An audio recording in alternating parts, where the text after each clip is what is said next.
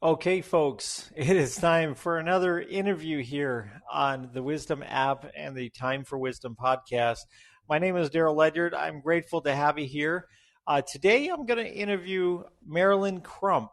She's the owner of Art Inspired LLC, which was established back in 2000, back when the millennials switch over. And she helps creatives and dreamers that are passionate to grow their purpose and passion. She has appeared on a lot of different TV programs, including HBO's Iron Jaw Angels, some TV pilots. She's been on Walmart commercials, even in print modeling for Panera and CarMax. She's also a self-taught business development coach and marketing strategist.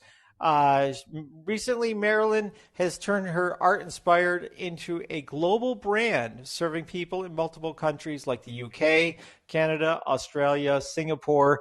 And she's even launched her new project called Phenomenal Female Business Network. And she is also owner of several brands such as 1K in a Day program, also the online course creators community, a VAPC video and photography and audio classes. And most of all, the joy of her life is spending time with her 5 children, and she loves to go on adventures as often as possible. So today it's my great pleasure to welcome on the Time for Wisdom podcast, Marilen Crump, a successful entrepreneur, mentor, coach about life, creativity, family, and mindset. And here she is. Marilen, how are you? Thank you, Daryl, for that wonderful introduction. I'm doing great and I'm very excited to be here. I scouted you because you jumped into one of my talks serendipitously, and here we are today. We had a little brief talk beforehand, and you were telling me you've never had a boss. You've always been your own boss. So congratulations on that. Yeah, thank you. I love being freelance and just kind of making decisions as I feel led.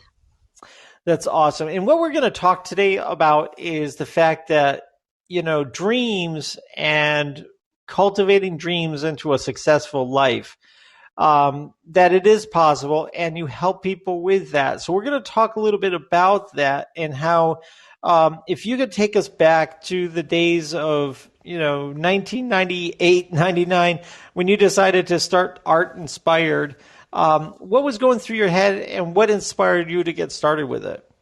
Actually, I started way before then. I was Mm. actually entrepreneurial since I was in probably high school. And I was teaching people in my neighborhood, young people, how to play piano because I was the kind of person that if I learned something, I'm always excited to showcase it to other people. So it started with that. The parents would pay me in the neighborhood, and then my mom would pimp me out as a Disney princess back when it wasn't a real career. But she would say, "Oh, my daughter can sing at your birthday party," and then she'll make me like a Pocahontas outfit, and then there I go, making like $100 an hour being a princess. And I was like, wait, this is pretty interesting. And then I got into HTML coding because I'm Hmm. also, it's funny because I'm technically an introvert, so I don't mind like sitting by myself learning stuff. And so that was a hot commodity. So by the time I got into college, people would find out, oh, you do HTML? We need a website. So I was building sites for my college. I was doing an on-campus job building websites for career services in my college, and I would also help people create resumes. And then I got hired by the public relations office. So I was learning marketing and how to put yourself out there in just the things that I was getting into. And then fast forward closer to my senior year, I had been doing a lot of freelance photography just for my friends. I Hmm. self-designed my major in creative arts and had a little bit of a minor in therapy. And people would say, Marilen, you have a great camera. You know, they say, you should take our pictures. And so that was back in the day when it was film. And being a film photographer, not everybody got into that because it was expensive, but you also Hmm. had to know how to do it. It wasn't like digital where you saw your shots. Like technically for a professional role, it was 36 exposures. Think about that. You had 36 exposures to make a great shot. And from like taking the photos to actually seeing your headshot, there was a process and it might take a month to get that done. So that's the old school that I came from. And so here we are, You know, 21 plus years later. Yeah, well, congratulations on just a fascinating career. I go back, I graduated in 95. So, built my first website for my college, same as Ah, you, in 93, back when www became the very first thing. yep. We were one of the colleges that were connected. So I'm totally down with this, pre AOL days. So really cool stuff. Yeah, did you ever play on Telnet? Yes, of course. Yep. Telnet was the first thing that we with dummy terminals, and yeah, got to Yeah. do all of that fun stuff. So we're definitely akin to that. So when it came to having an entrepreneurial thing, that was like in your DNA, we could say, right? It was sort of just like you were built for this. Did you have inspirations like a family member or anything like that that kind of gave you this entrepreneurial mindset? My mother actually, when we were growing up in the Philippines, like she started a little tiny boutique where Mhm. we lived, and that was fun to watch her like go to the market, get some stuff to bring to the store, and then resell it. But then by the time we got to the United States, the opportunity was different. She didn't speak the language very well, and we're a minority, and back in the 80s, like it wasn't as easy, Mhm. and so she kind of fell back into just being more of a stay at home mom, but she would volunteer for stuff and then little by little just get, she eventually became a pharmacy tech, but like totally let go of that entrepreneurial drive because she was in a different land altogether. So I always kept that in the back of my head. But other than that, everybody was military or working in very solid jobs. And then what that created was an expectation that, oh, we're here in this new country where you're going to take full advantage. So you should be a surgeon or a lawyer, Mhm. those expectations from the past. And I really tried my best to fit that. But as you said, it's probably in my DNA. So I failed miserably at that. Yeah, Oh, yeah. I'm trying to be like pigeonholed. I just can't do it. And now another big question. You belong to a father that was in the military, the U.S. Army, and you guys moved across several states and overseas to Germany. So an introvert having to make friends and going from base to base and all of that kind of stuff. Can you tell me a little bit about that experience? Because it seems to me like one foot is in the extrovert world and one foot is in the introvert world. And so I wonder how you handle that dynamic through growing up and all. I think the dynamic in the beginning was easy because we didn't have the internet. We didn't have other distractions. We had three channels, right? And so, Mhm. so it was almost like, there's nothing really on, so I'll read the encyclopedia. And I loved the encyclopedia. And then by the time we got the encyclopedia with the color pages, I was in heaven. It was like my Google back then. And so that's how I grew up. And I was totally content with not, going out to play with other kids or whatever, because I just loved taking in information. But what I found out by the time you get to middle school, high school, you kind of have to make friends. And in Mhm. order to survive those years, you really had to be liked by kids because kids could be ruthless. And so Right. I had to discover my other side of things. I couldn't just be always like to myself, or else people think you're some kind of outcast. And fortunately, I did meet some good friends, but I really was trying things out. And naturally, I'm more to myself. But if I have to, survival, especially business, you got to be out there. Yeah, I spent 30 plus years as a DJ, and again, I would classify myself as an introvert like you are. Like I love just like focusing in on a problem, a technical problem or something, and just like trying to figure it out. But when you're being paid as an MC or something, you wouldn't think that I was an introvert at all because I'm showing up to do the entertainment side. So I totally understand and get what you're talking about. Is you're an extrovert on call, ready to go. Yes. So that's awesome, awesome stuff. So anyway, I was looking through some of your bio, and you've had some, very big motivational speakers, and your the way that you've like kind of grown yourself into your mindset. Who are some of the speakers that have influenced you the most in who you are today when you show up to your businesses? I would say top one would have to be Napoleon Hill. Mm-hmm. I love the book Think and Grow Rich, and that really influenced me a whole lot. And then I discovered, well, they're not necessarily speakers, right? Like a lot of these were authors Authors. back Yeah. in the Yeah. day. But then you have iterations of those that come up. You have like Tony Robbins and all of that good stuff. I'm pretty varied. As long as someone's Mm-hmm. saying something really great, that's awesome. But I did get to work with Les Brown, which was amazing. Oh, wow. And so that was during, we were supposed to all work together in person. Like I was supposed to fly to California, do this big mastermind, but we ended up having to do that online because that was 2020. And it was actually pretty neat because we were given more opportunities to learn from him because it was easier because we weren't trying to gather all at once, trying to coordinate all those other Mm-hmm. details. And so we actually got like another round to work with him and his daughter Ona. And just the way he broke things down really helped me think of how I could grow in speaking, but just the authenticity. What Les Brown is about is you're speaking from the heart. You're not having to like put together this very technical speech and follow Mm-hmm. this certain formula. You're really speaking from experience. And I really found that refreshing, and it has helped me a whole lot. That is like the cornerstone of speaking on this app is exactly Yes. that. That's, I mean, otherwise, I don't think you're going to resonate with people like people that do speak from the heart and they're transparent and have that vulnerability.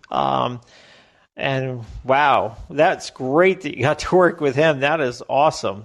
Oh yeah, and his daughter's excellent. I'm just saying, like, don't anyone discount Ona. Like, Oh no, she is wow. amazing. I will check her talks out. That's Yes. awesome.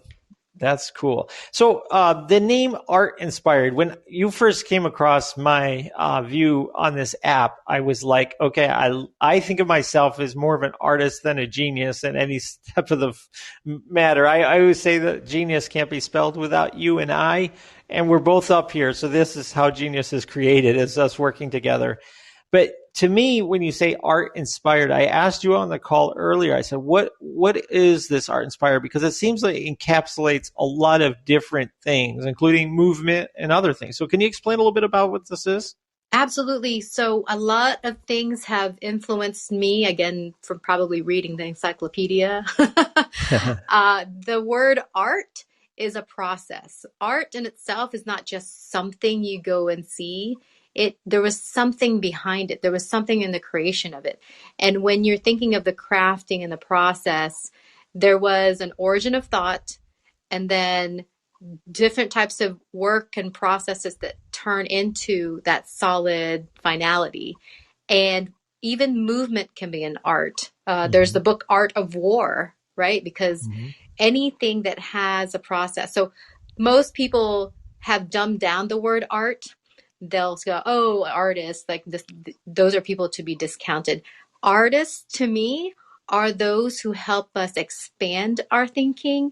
And without artists, we kind of can't envision a future. I love storyboarders. I like people who can take like a concept and then just whittle it in their head and then be able to like churn it out as a process or an actual thing. That's what you have with Nikola Tesla. That's how he Mm-hmm. would create inventions, was in his mind. And to me, that's an art. An artist can say, I'm going to paint a tree today. Well, they have to, really pull that together, have a technique, and then also then relate it to somebody else. So an artist trying to build a business, it's not just about them appreciating the art for themselves. It's art for the masses or art for certain types of demographics. But there's another person who's going to benefit from that creation. So when I thought about what a business name for me would be, I was like, well, I love all art. So let's do that. And I love the word inspire. So why don't I squish the two things together? Art inspired. And Mm-hmm. my name is spelled Marilen, because technically my name is a squished name. Does it match up? What is it? Yeah. Maria and Ellen squished together. My dad squished it together. So I was like, hey, I'll have a brand that's also squished together. So art And, inspired, you spell it with no spaces. And that's how I got the name for that. and I imagine it wasn't hard to get the .com as well. That was back in 2000. If you look at the Who Is Yeah. registry, I've had that URL since 2000. So that URL has been around for over 21 years. And yeah, and I love, and this, anybody listening, be the first to claim your name in different spaces. Yeah. And if there's a new app, it's free. Go in there, create an account, claim your name, even though you're not going to use it just yet, just do it. And if you're a parent of a baby in the womb, start naming and Buy that URL. Before you tell one person what their name is, make sure you're getting all the URLs and everything. That's cool. Right.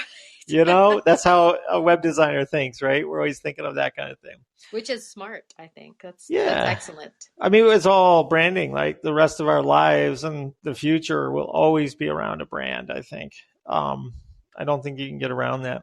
So, take me back. You moved to Richmond, Virginia. You meet a mentor, Liz Marks, who's an Emmy Award nominee casting director. And she kind of gets you into acting and modeling and things like that. Take me down that road a little bit.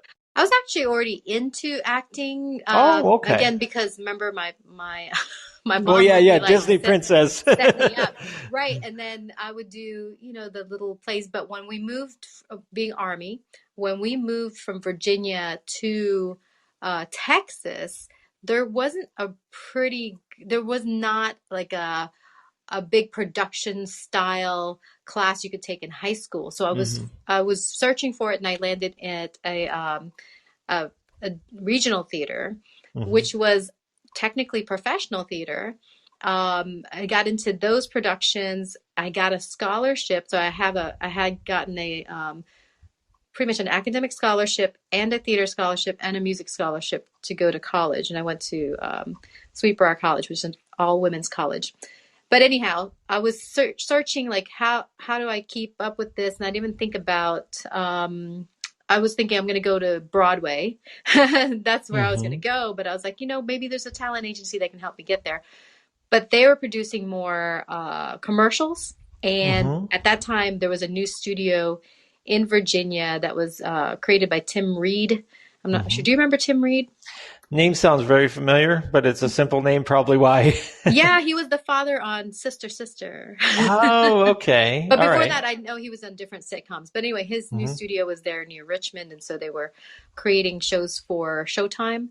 And so one of my first gigs actually was an extra on one of the Showtime series, and just started developing from there. So I actually was just one of those people that came around to the agency and say, how can I help? And she needed somebody to help her with her daughter because she was busy. And I said, well, I'm flexible. Since I was freelancing everywhere, I was like, I'll help out. So it started first just me helping her with her daughter. And then she was like, do you want to help me around the casting office? I said, sure, glad to do it. And then she became my mentor.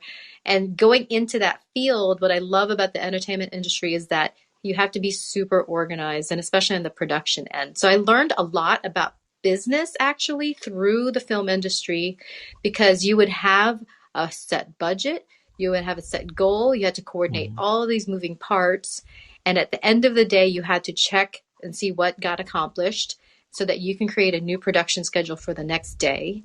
And I was thinking, whoa, if every business entrepreneur did this, they'd be so successful and they'll hit all their targets. And technically that's how I work with my clients now. I put them through a production schedule. We meet the deadlines, we meet the targets instead of general coaching. People call me a coach because, I do encourage people, but technically I'm a strategist because everything to me is about results and making sure that we see how we move from start to finish. Yeah, it sounds like, tangible recommendations you're able to make because you have the experience. You've got a lot of diversity and an artful way of looking at problems and solutions. I think it really that's really awesome. So I was looking at some of the things that you've done when you've done some public speaking and things like that. And one of the things that popped out was NASA. You spoke at NASA? Come on. That was a wild experience. So you've talked on college campuses, you've talked to economic development conferences, but tell me about this NASA experience because that really is interesting. So I got that opportunity because I was teaching someone about movement, actually. And she goes, I work at NASA, and I love your style. And they're looking for some speakers for the 100th anniversary. They're doing a bunch of these like speaking series. Would you be interested? I said, sure, just throw my name into the hat. And we actually live here in Hampton Roads, which is, there's a facility here, NASA facility here. So, the Hidden Figures movie took place around here. Yeah, yeah. And so I got a call, and they said, we'd love to have you. And I did a pre-interview, and then spoke on the subject. And the title was Inspired Leaders Changing Professional Paths to Success. And I got to speak right there. They recorded it, and there were like scientists sitting in the audience. And I just found it fascinating that they were asking me questions. I'm an immigrant from the Philippines who used to sleep on a straw mat as a bed, and I'm here speaking at NASA in front of all these brilliant minds. And I just can't, they even give us a private tour.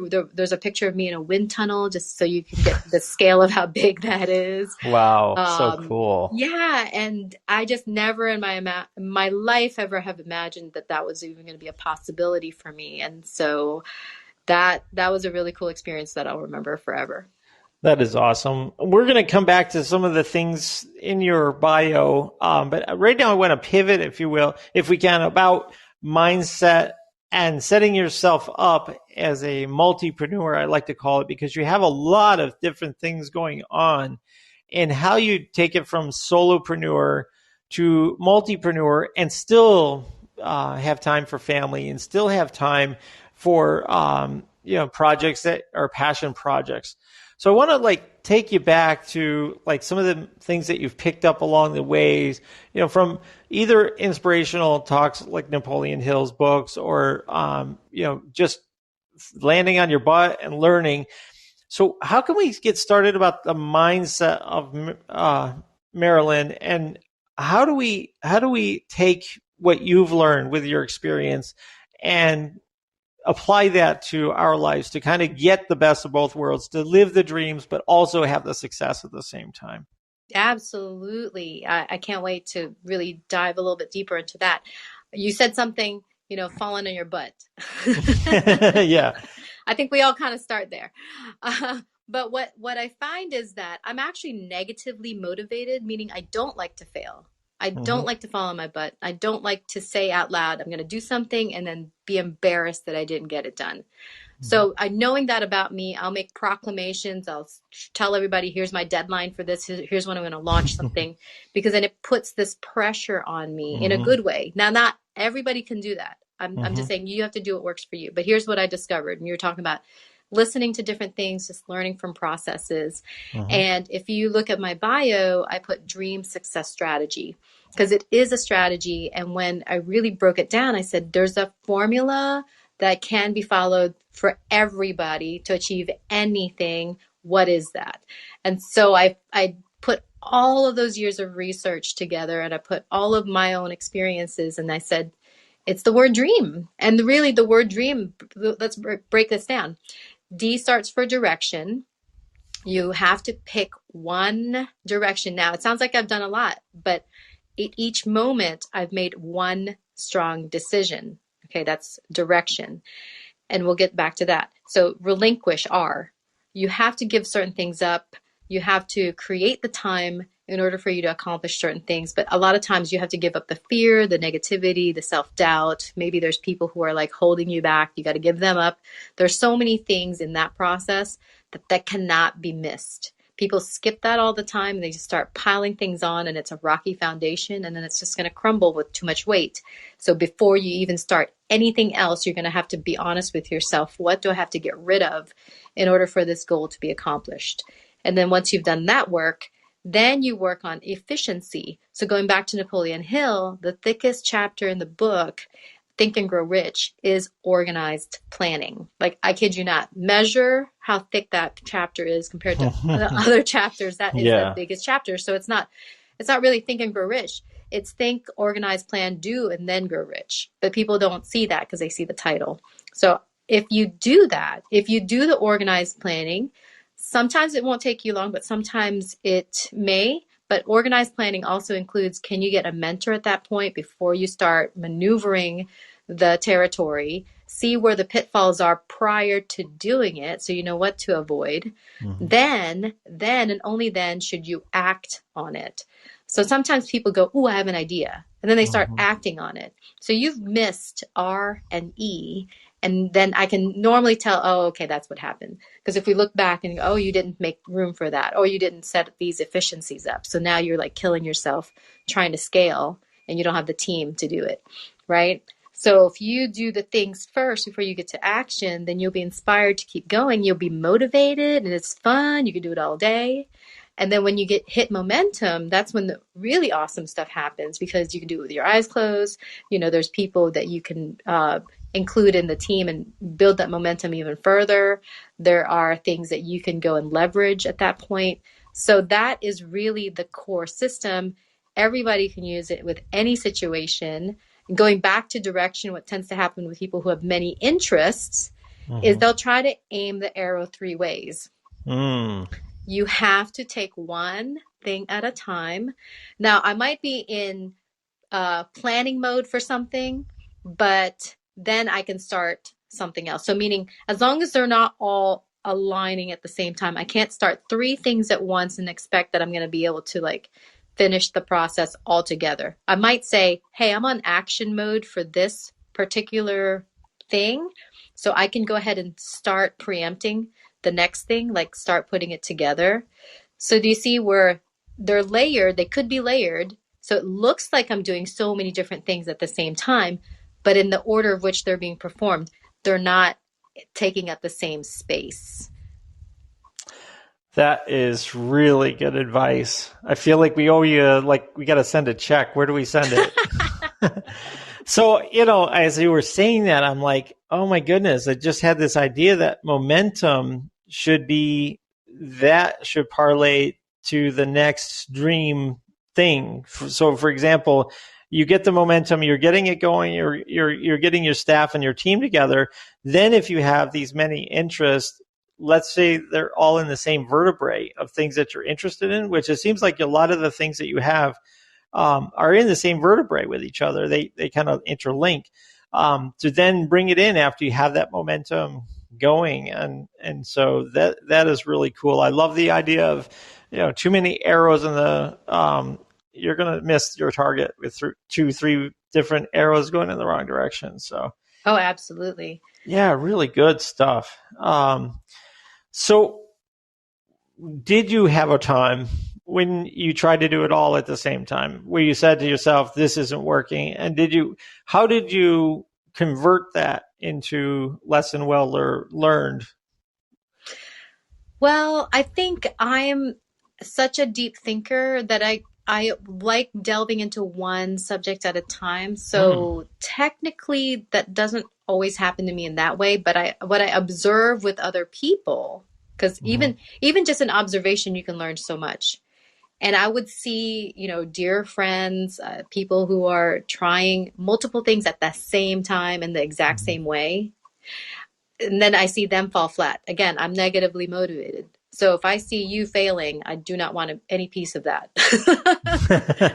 But hey, I'll help you and I'll encourage you, but I'm not going to do what you did.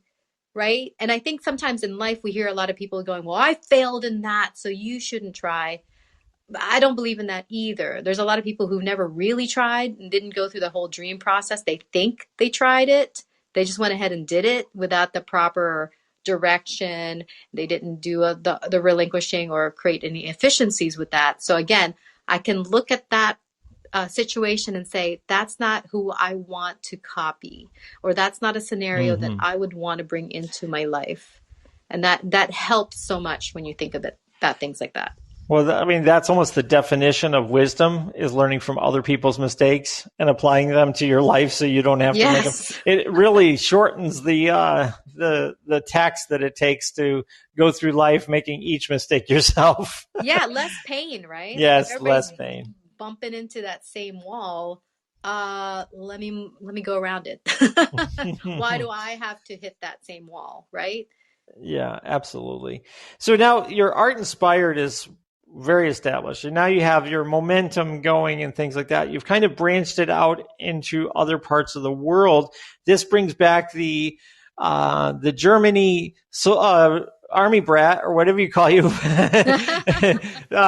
So now you're going global. What does that look like right now? And how are you inspiring people around the world with this brand? It's very interesting currently because some of my clients are still facing like very strict lockdowns. Mm-hmm. And I might be like, ooh, try this and let's frolic and do that. But their mentality is a little squeezed. And that gives me better awareness of like just what everybody's facing. So not everything is going to be well timed, just FYI. If you have to reinvent because of necessity, do it. Like, don't feel like everybody's judging you. There's so many people reinventing right now that it's actually pretty cool. So that one thing is just giving me a lot of realizations. And also, because of the way currency is moving, I also find it very interesting being in touch with different people in different parts of the world, because what tends to balance out now is with the emergence of different cryptocurrencies. It's a better playing field, because try to do business with someone in Europe or Asia, Canada, everybody's like, they're getting paid in weird amounts, right? Because the dollar's stronger than that, or that's stronger than the dollar. There's all these crazier things you have to think about. But when you think about crypto, it doesn't have those boundaries and it doesn't have those limitations in a way, or creator coins. So I'm learning just in that way as well, and how like the future is really going to be very exciting, a little scary, but exciting. But it's necessary, because I don't always feel good about charging people what I know I can earn here in the United States. Like, my clients in Canada, they're like, oh, that's a little painful for us, right? To pay that amount, but we'll do it because you're worth it. And same thing, like people that I want to serve in the Philippines, they will not be able to afford me, right? And so forth. So that's what's fascinating about this, because I'd really love to serve even more people, but those who are like coming directly from that country and that's the currency they're used to, that's a little bit more difficult. So I try to create programs so that it's accessible. So if people are listening or, connecting with me from other regions or parts of the planet, I'm always trying to figure out like, okay, well, I'll create this program so that I can price it this way. It's a great deal for anybody to take advantage of.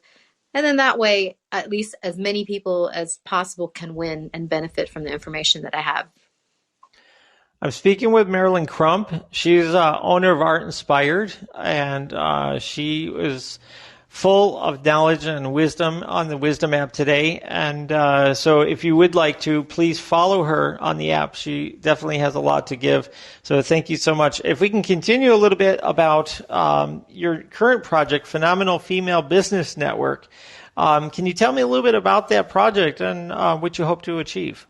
Sure. And I'm not trying to leave the guys out, but I came from, I guess, well, I'll preempt this way. My college of choice was Sweetbriar College, which is an all women's college. And there was like this moment where we almost got shut down. And thank goodness for strong alumni and people coming together saying, there is relevancy for us to learn together as women.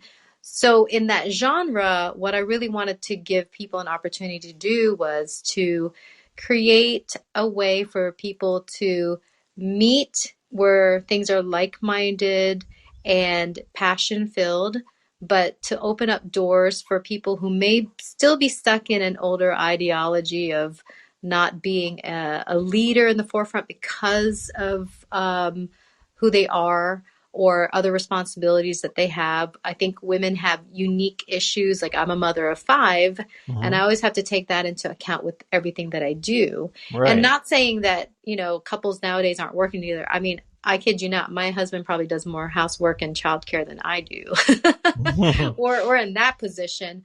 But there's just always that I want to give back to the culture that really helped me expand, which was my all women's college. So that's a passion project, and it's a network. We get together and I'm putting some learning information in there, but my brand is beyond that. And I love just concentrating once in a while on something where I say, let's just meet here. But there's other things that I'm working on that is open for all. So that's awesome. I totally think that you're doing phenomenal things, if I can steal your terms. Yeah, So that I'm absolutely. so happy for you and so proud of what you're doing. So one of the things that happened to me is during COVID, there was the lockdown in our state. I'm in New York, and so we had like a deep spread in New York City, and it caused the state to really react and shut things down very quickly. So places I was doing business with, they had to make some very quick adjustments. And so I made a quick adjustment to, instead of serving clients and trading, and building their businesses up and things like that, is I pivoted to being centric onto our own projects, right? And so that was the setback that created a setup for me in my business. So I'm wondering how Marilen handles setbacks that are external to her, and what you do to set yourself up, or however you want to call it, for some kind of bigger opportunity. Because you're a very positive minded person. So I'm just wondering what you say to that. Sure. Yeah. Thank you for that question, because it leads up to one of my favorite words on this planet. And the word is ikigai, which is spelled Ikigai. And if you look it up, it's a Japanese concept, kind of a philosophy, if you will, on how to find your purpose. And so you ask yourself 4 questions. What do you love? What are you good at? What can you get paid for? And what does the world need? And ever since I discovered that, it just makes things clear for me. Because look, I could be really good at something, but if somebody doesn't want it, then okay. Or if I'm good at it, but I don't love it, that's torture. And if the world doesn't need it, I can't scale it. So answering those questions really gets you in a better focus. And we spoke about it earlier. Don't be afraid to reinvent. What I need to do when things come up is I'll start with just asking those questions, because since I'm the decision maker of my life, I also have to be honest with where I fit in the lives of others. And the questions being organized the way they are, it draws from you, but then it also draws from the opposite end, which is the other people. And I think that's how you create transactions in this world. That's how you create community, by making sure all of those things are aligned.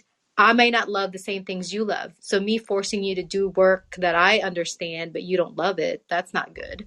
And so I lead my clients in the same way, saying, well, what do you love? Or if you really love it and you're not good at it, how can we make you good at it? But if there's no market in that, let's say you're like, I've always loved Blockbuster and I think I can organize like tapes from A through Z. And I'm going to say, you know what? The world doesn't need it, and no one's going to pay for that because they have streaming through Netflix. So can we be honest, right, about where you're standing with that? There's a lot of people that will encourage people. People will say, I need a business coach, and they go spend thousands and thousands of dollars on a business coach just for them to say, you can do it, which is great. But if the market is not there, you've spent thousands of dollars and you thought the result would be that you could scale your business and you can move forward, but no one wanted to burst your bubble, they're still taking your money. I don't agree with that process. Bam. Now you know why I have Marilen on here today. she just says it like it is. Yeah, this is great. People need to hear that kind of straight on truth about things. And like you said, I mean, you this ikigai. Yeah, ikigai. That really is the 4 check marks. So let's go through that again. What do you love? What are you good at? What's the other one? What can you get paid for? What can you and get what paid does for? the world need? So simple and so clear. Isn't it? I mean, Yeah. That's why I can be happy. Yeah. People That's are like, you're awesome. always smiling, you're happy. You're like, I'm in my ikigai. That's right? awesome. Oh, you got to make that shirt, and I'll buy it. I'm in my ikigai. That's too fun. So, all right. So I love the idea of eureka moments. Okay, where you have something that is like a moment of inspiration or a moment of enlightenment. right? That happens for a split second. I'm going to ask you, in the last few years, have you had a moment of inspiration or of knowledge or eureka moment that you're like, yes, I have a lot of experience, but this one lit me up? Is there anything like that you can think of that kind of shot through you and was like, this is magic here? The Wisdom app, like literally, and you and I were talking, like, was it last week when I just jumped on here? Mm-hmm. The eureka moment was, look how fast things are developing. And look how this changes a process for somebody who's maybe doing a podcast and they would spend umpty hours to get it from start to finish. Mm-hmm. Look at where we're at now. Press go, finish it up, distribute. That was an aha moment. Yeah, and the thing is I was just talking to somebody today about this particular app because it's just a conversation between you and I on here. This is low tech. The idea of a conversation between two people goes back to before the early ages, right? Yeah. And so here we are in this technological container called the internet, and an app and a server and all of the things that are making this happen, and the audience listening and all of the things that are technically happening. To have a low tech conversation that is getting 59 people to come to the room right now, right? Check this out, to have a conversation, and many more people that'll listen to it down the road. But really, all it is just two people sitting in front of the fire, having a philosophical talk or talking about business or the shop or whatever. And people are glued to it. People are listening to it. They're like, I'm going to rewind that. I'm going to listen to the Ikigai thing again, right? It's interesting. It's like this simple thing. It's like same thing with like Twitter, right? Twitter was just like, let's just make the messages shorter. Yeah. That's the whole technology. Just let's shorten it, right? So we have seen, you and I have been through the whole digital expansion from the early web, the wild, wild west, the .com boom and bust, Web 2.0, mobile responsive sites, everything goes mobile. Now mobile is bigger than desktop, right? We see all of these things happen, and now we've seen like social media kind of build, and sort of now it's become toxic in some ways, I think, for society. Now here we have a thing that brings back low tech at the same time as artificial intelligence is going and robotics is going, and like all of these non-human things that are technologically happening around us. But then we go back and we're like, I'm addicted to this low tech thing called a conversation. I just wanted to know what your thought is on it, because you've seen the world like I have, I think. Yeah, my thought is that we will gravitate to it because we're used to it. What I would like to see is our youth also experience this, because their world is so noisy, and they totally experience things way differently than we ever did. We're used to one-on-one conversation. It's not awkward, but I bet you talk to my kids, especially my teenagers, are like, oh my gosh, what? Talk one-to-one without an audience, without no video, other things. Yeah.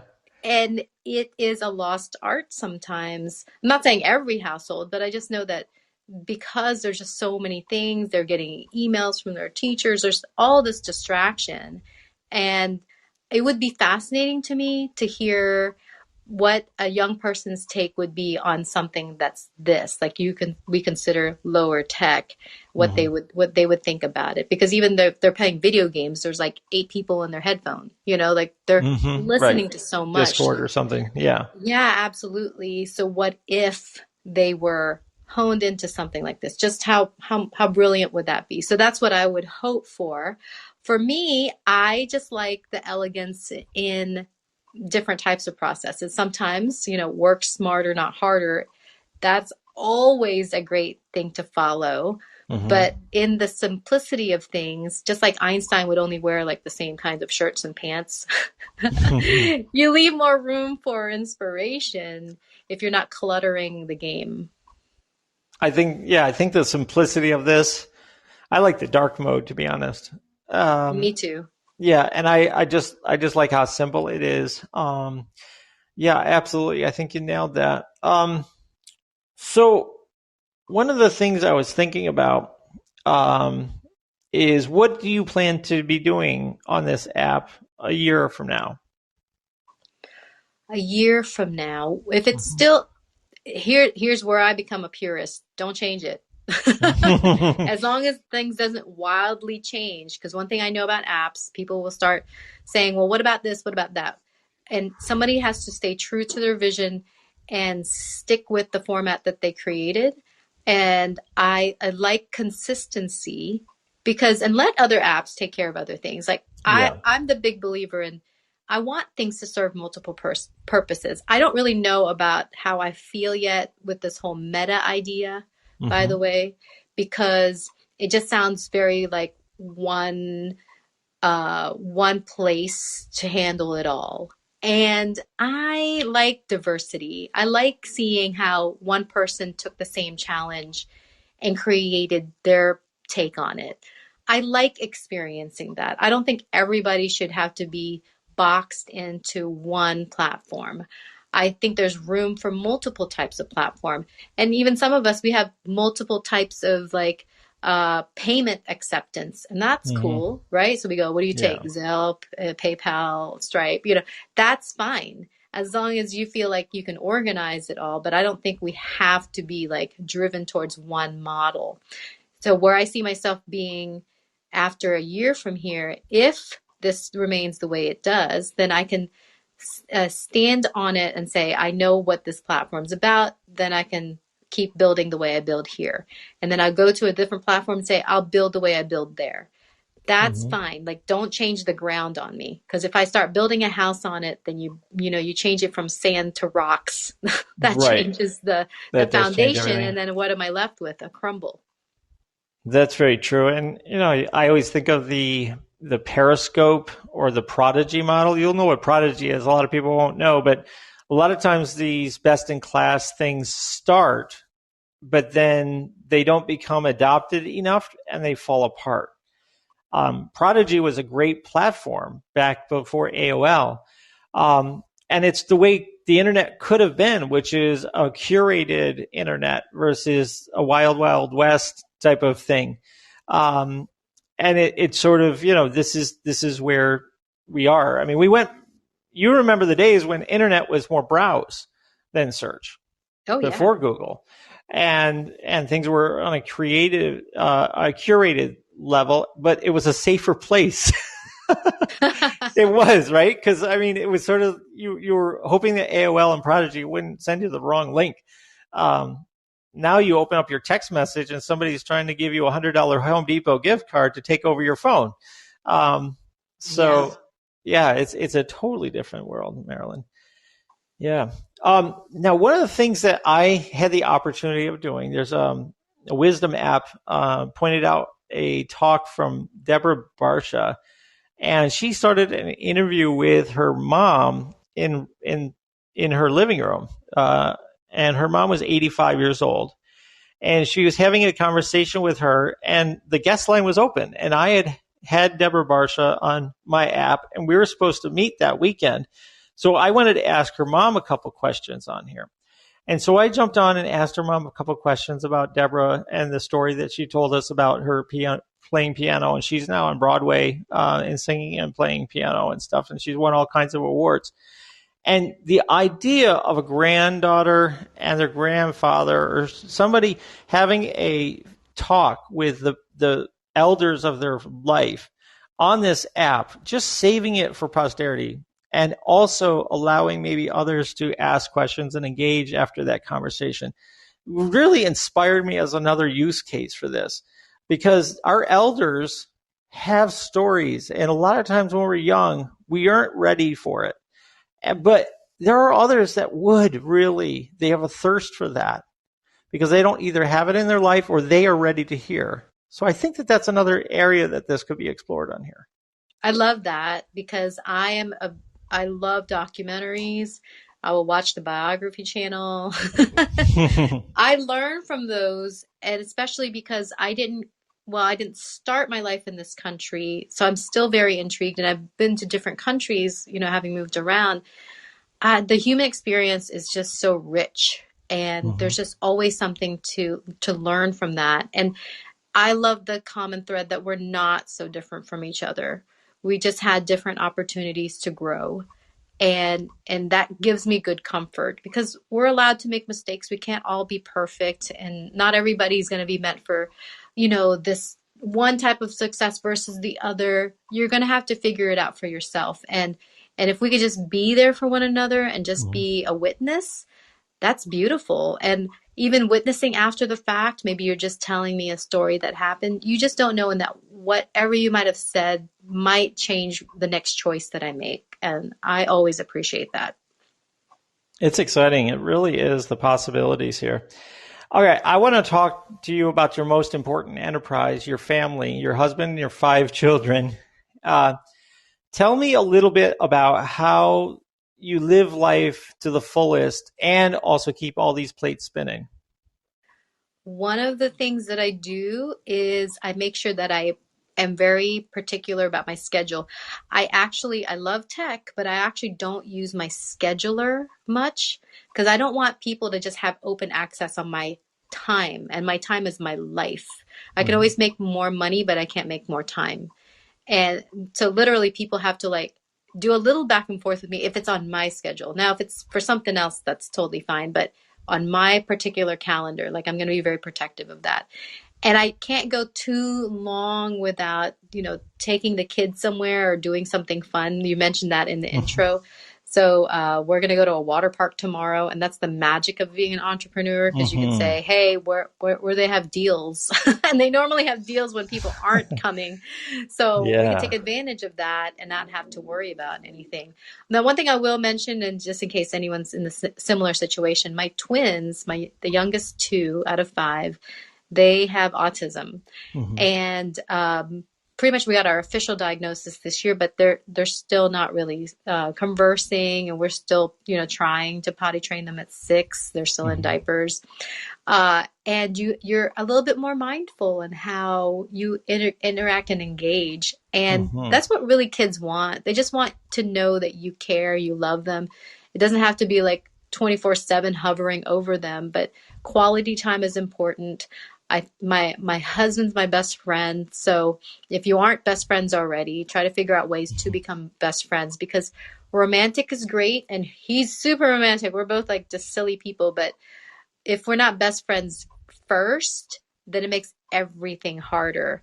And when I can say to my best friend, look, I stayed up all night, poking around, researching on the internet. Could you help me with the Cover kids? for me. Yeah. And he's all sure, I gotcha. That's awesome. This is my second marriage. And the first one, we weren't a good fit because we weren't best friends. It was all based on that kind of woo-hoo passion in the beginning, and then fizzled out, and you had nothing as a foundation. So everything now, because I heard this too, the way you do one thing is how you do everything. The way I do business, the way I'm with my family, the way I am with just a one-to-one person, speaking to you versus speaking on stage. There's not going to be much difference when it comes to who Marilen is. You're going to be oh, that's the Marilen I sat down and talked with, and she's happened to be on the stage speaking the same. And my husband's what's that? He doesn't have to say, what's that fake phone voice or something. He knows this is me, and this is how I talk to him, and the kids know this is how I talk to them. And that's refreshing.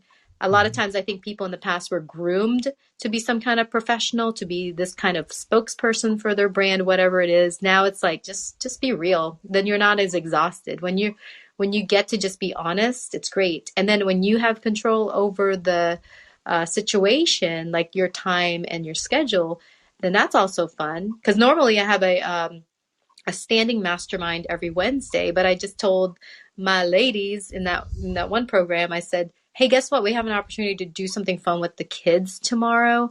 I'm going to move the schedule to Thursday.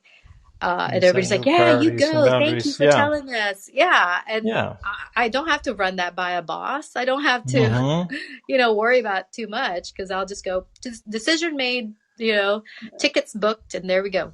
Right. What else are we doing this for? Right. If you can't have a weekday water park, why are you an entrepreneur? Right. This has been so nice. I am so thankful for your time Marilen. I really do appreciate it. I'm so glad we have met. I do have a few speed round questions I want to ask before we say goodbye, and then we'll ask how people can get a hold of you if you're open to having people to join your mastermind. Absolutely. Yeah. All right, speed round. On this app, which is better, guest or host? Host. And why? Just because you can control your time. Because sometimes I don't know true. how much time like somebody has on the clock, and I don't want to be rude by either leaving too early or, if they pin me down too long, right? And maybe that like I just did. They can, but no, like you scheduled in advance. But like if you're hopping on as just a random guest, you're like, oh no, what's their timer set to? So I'm a bit hesitant to accept That's interesting. They should probably put that on the app, how long the timer is before you hit guest. That's that cool. would be a great. That's a good one. If they're listening, that's good. All right, next question. What's the most time you've spent on this app in one day? Be honest. The first full day. And that was just me tweaking, listening, everything. Because I will focus deeply on something. And probably that was maybe collectively 5 hours. Okay. Not bad. You're doing better than I. So I'm just enjoying it as the radio in the background. I just like listening. And if I feel like I can jump in, I got 5 minutes, I can, do that. And it's enjoyable. All right. One last question on the speed round.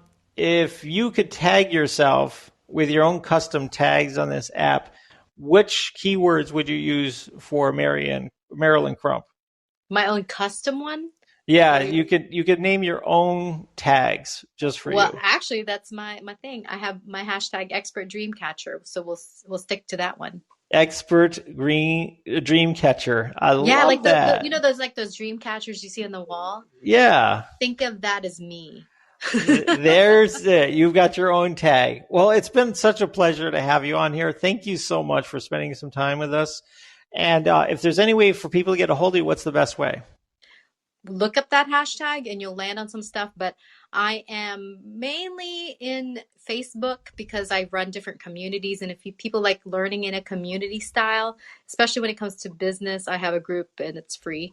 It's called Developing and Marketing Businesses, High Ticket Strategies. And that's fantastic because I've been doing a lot of free workshops. I just love to teach, and I'm going to get out there and just do it. Like, just, you don't even have to pay me sometimes. Just get in front of me and, and I'll help direct you. And if people need that very specialized strategy, I'm always open to just to see where is it going? How can I help? I'll ask you the Ikigai questions and that would be fascinating. So that's pretty much that. I mean, it's not too tough to get a hold of me if you just direct message me on different platforms. I had Daryl switch to messaging me on Facebook just because I'm there mostly. Sometimes if I'm in the middle of a teaching instruction type thing, I'm not going to check my phone. So Instagram comes later in the day. So if people need to really reach me, just make sure we're connected on Facebook, and that's really the faster way. Awesome. Well, living your dreams with success. Marilen Crump, thank you so much for spending time with us today. I really appreciate it here on the Wisdom app. Absolutely my pleasure. Thanks, everyone. All right. Thank you. Thank you, Marilen. So I'm going to stay on here. We're going to open up the guest line for a few minutes to see if anybody wants to join us. I do have the hour on there, but we're only going to have a few minutes for each caller. I took a lot of notes. And if you want to ask me any questions about that interview, feel free to do so. Otherwise, we're going to wrap this up. We really appreciate you spending some time here and listening into Marilen's knowledge and experience. She has such a positive attitude. I love what she said about dreams. Dream, when you break it down, is having a direction, relinquishing and creating time. Finding the efficiency is the E.